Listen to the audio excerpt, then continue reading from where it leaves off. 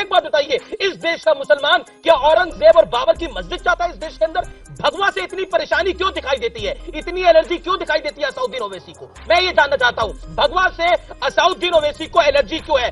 आज आप आर पार की इस टक्कर में खुलकर बोलिए, क्या असाउद्दीन ओवैसी को भगवा से एलर्जी है? तो आप देशभक्ति का भाषण मुझे मत सुनाइए, ये आप एक ग्रेडेड क्वेश्चन कर रहे हैं। बात देता हूं, आप जिस तरह से सवाल कर रहे हैं। नमस्कार दोस्तों, आप सभी का एक और नए डिबेट वीडियो में स्वागत है। दोस्तों, आज के वीडियो में आप असाउद्दीन ओवैसी, संबित पात्रा साथ में गोदी पत्रकार गुल्लू देवगन को देखने वाले हैं। आज के डिबेट में गुल्लू उर्फ अमीश देवगन ने दलाली और चापलूसी की सारी हदें पार कर दी है। अमीश पूरे डिबेट में अपने भड़काऊ सवालों से लगातार ये कोशिश करता है कि कैसे भी करके असाउद्दीन ओवैसी कहीं तो मेरे किसी सवाल में फंसे ताकि आज का मेरा एजेंडा पूरा हो जाए।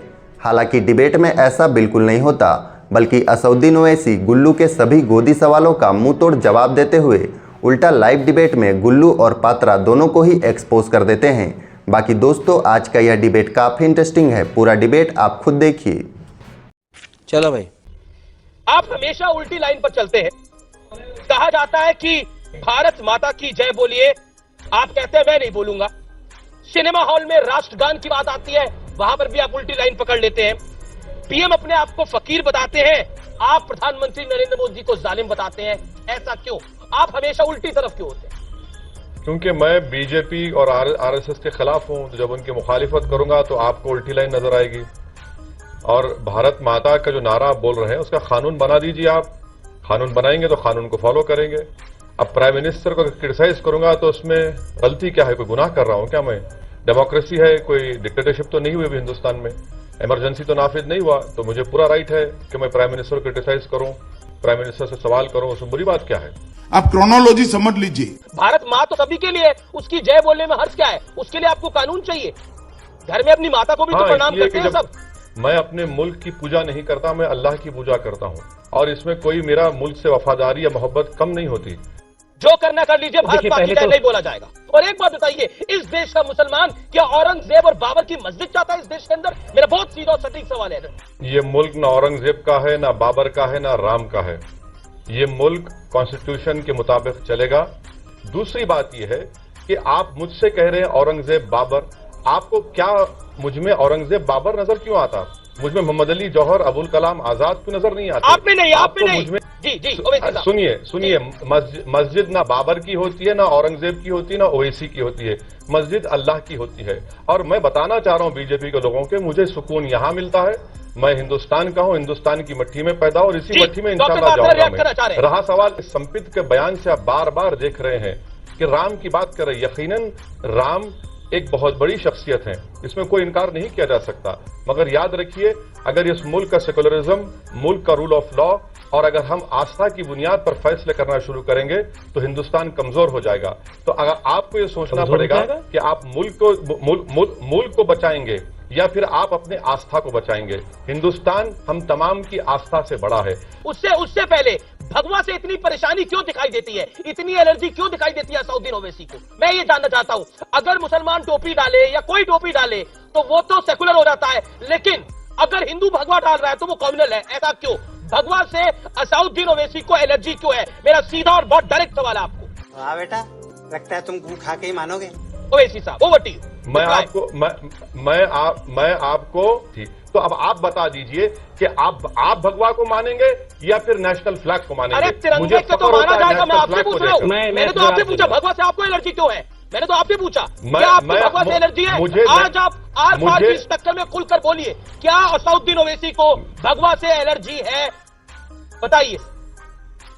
मुझे फख्र है अपने तिरंगे पर, और मेरा सीना चौड़ा हो जाता है जब मैं अपने तिरंगे को देखता हूं, और वही मेरा झंडा है। दूसरा मेरा कोई झंडा नहीं है। किसी और का झंडा हो सकता है, उनको मुबारक। अब योगी भगवा डालते हैं तो आप कहते हैं वो कम्युनल है। ओके, जवाब समझ आता कुछ कहना चाह रहे हैं। ओवैसी साहब ने कहा कि हाँ, राम तो अच्छा है मगर हिंदुस्तान ज्यादा महत्वपूर्ण है। ओवैसी साहब, अगर मैं सही हूं तो मैंने आपका एक यूट्यूब में वीडियो देखा था, पता नहीं वो वीडियो वेरीफाइड है या नहीं है, मगर उस वीडियो में आपने कहा था कि आपने राम का अट्टहास उड़ाया था, मजाक उड़ाया था। आपने कहा था राम की मां ने जाके कहां राम को जन्म दिया, राम जन्मभूमि के विषय में बताते हुए, और आपके सामने जो क्राउड थी उसने ताली बजाया था, आप बहुत मुस्कुरा रहे थे। इसलिए मैं जानता हूं आपके मन में राम को लेकर कितना सम्मान है। जब यूट्यूब की बात बीजेपी के स्पोक्सपर्सन कर रहे हैं तो उसमें यूट्यूब में एक और तकरीर भी है, शायद संपित ना भूल जाएं, कि अगर कोई एक मुसलमान को मारेगा तो हम 100 को मारेंगे, अगर कोई एक मुस्लिम लड़की को उठाएगा तो हम 100 को उठाएंगे। तो ये भी यूट्यूब पर है। यूट्यूब पर यह भी है संपित साहब कि अटल बिहारी वाजपेयी ने अंग्रेजों को माफीनामा दिया था, तो आप देशभक्ति का भाषण मुझे मत सुनाइए। आपका कल्चर है, आप चलिए, मगर जहां पर आप ये कहेंगे कि नहीं ये हिंदुस्तान आपका होली लैंड है, फादर लैंड है, जो सावरकर ने कहा, हिंदुस्तान मेरे लिए होली लैंड नहीं है ना फादर लैंड है, हिंदुस्तान मेरा एक वतन है, मैंने इसके लिए अपनी जानों को कुर्बान किया। सन 57 की जंग आजादी से लेकर उस वक्त कोई आरएसएस या कोई भगवा के लोग नहीं थे। मैं आपसे कह रहा हूं कि इस वतन अजीज के लिए हमने बहुत कुछ कुर्बान किया और कुर्बान करेंगे। और यहां पर जो कोशिश की जा रही है कि एक ही कल्चर का गलबा होगा, एक ही कल्चर को फॉलो करना पड़ेगा, एक ही रिलीजन को सुप्रीमेसी होगी। ये सुनिए अमित साहब, एक ही कल्चर होगा। कहां हिंदुस्तान में एक ही कल्चर है? यहाँ पे हिंदू भी है, सिख भी है, ईसाई भी है और मुसलमान भी है। बिल्कुल, यहाँ पर तो सब है, बिल्कुल, आप कैसे कह रहे हैं बिल्कुल इस बात को? क्या आपको लगता नहीं है इसलिए आप लोगों के मन में डर पैदा करने की कोशिश करते हैं, खासतौर पर उस कौम में जिस कौम से आप आते हैं? जनाब, मैं बहुत खुलकर सवाल पूछ रहा हूं आपसे। बिल्कुल, आप खुलकर पूछिए, मैं खुलकर जवाब दे रहा हूं। मैं तो बदनाम हूं अपनी बातों से, आपको फिर से कह रहा हूं। आप ही के सवाल में ये आरोप आप पर लगाया जाता है, सुनिए, आप अपनी कौम में डर पैदा करते हैं और फिर इसका फायदा उठाते हैं, यह आप पे आरोप लगाया जाता है आपके। नहीं, ठीक है, आरोप जी, आप थोड़ी देर आप जरा सुनेंगे। आप बताइए। आप जरूर मुझ पर आरोप लगाइए, और अगर मुझ पर लगाता है तो उनका डेमोक्रेटिक राइट है। हमारे फोरफादर्स ने जो कॉन्स्टिट्यूशन बनाया उसमें लिख दिया गया था कि प्लुरलिज्म, सेकुलरिज्म और डाइवर्सिटी इस मुल्क की रूह है। अगर ये चीज कमजोर हो जाएगी तो हिंदुस्तान कमजोर होगा। इस सज्जन को क्या तकलीफ है भाई, क्या तकलीफ है इनको? संपित पात्रा ये चाहते हैं कि उनके जो मजहबी उसूल हैं, जो उनके रिलीजियस बिलीफ्स हैं, जब तक मैं उसको फॉलो नहीं करूंगा मैं इस मुल्क का लॉयल नहीं हूं। आप होते कौन है मुझे नेशनलिटी का सर्टिफिकेट देने वाले? बिल्कुल, तो छोड़ दीजिए ना, आपके रिलीजियस बिलीफ्स हैं, मैं आपको पूरा सपोर्ट करूंगा, मैं स्टैंड करूंगा। मेरे रिलीजियस बिलीफ्स हैं, आप सपोर्ट अगर नहीं करना चाह रहे, आप सपोर्ट नहीं करना चाह रहे तो आप खामोश रहिए, मगर आप ये नहीं कह सकते कि ये मेरे रिलीजियस बिलीफ्स हैं। जब तक आप इसको फॉलो नहीं करेंगे आप नेशनलिस्ट नहीं है। मैं नेशनलिस्ट नहीं हूं, मैं पेट्रियोटिक हूं।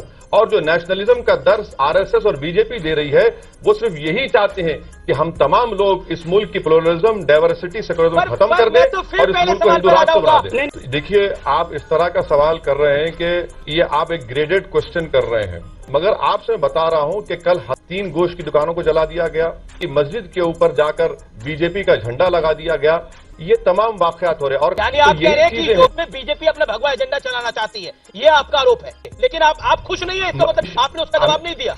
सुनिए, मैं खुश हूं या नहीं खुश हूं, और आप तो बहुत खुश हैं, मुझे यकीन है कि आपने लड्डू खाए होंगे।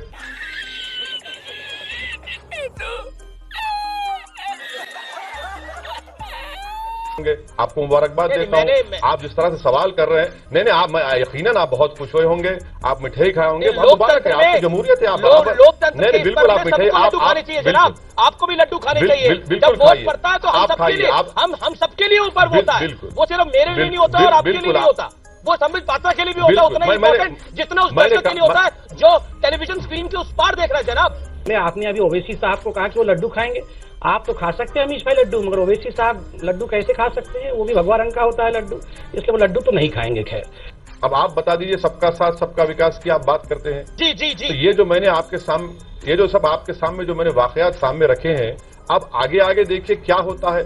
ओवैसी साहब, मुसलमानों के लिए विकास जरूरी है या बाबरी मस्जिद जरूरी? मुसलमानों के लिए इंसाफ जरूरी है।